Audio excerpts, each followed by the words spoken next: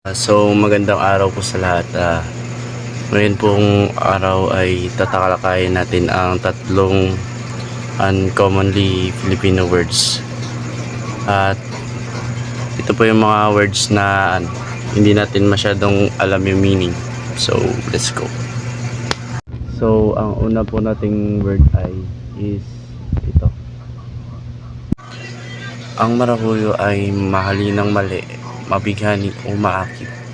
Example po nito sa word ay ang marahuyo ko sa ganda ng kanyang tinig na parang musika. Ang susunod po nating word ay salipawpaw.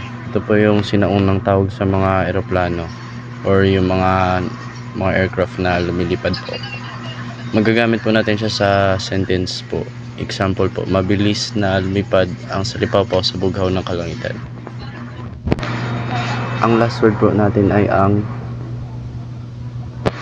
kuyukot. Ito po yung pinakamaliit at pinakasulok na bahagi ng isang lugar. Magagamit naman po natin siya sa word.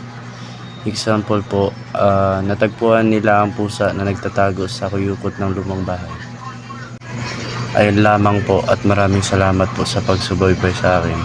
Like and subscribe.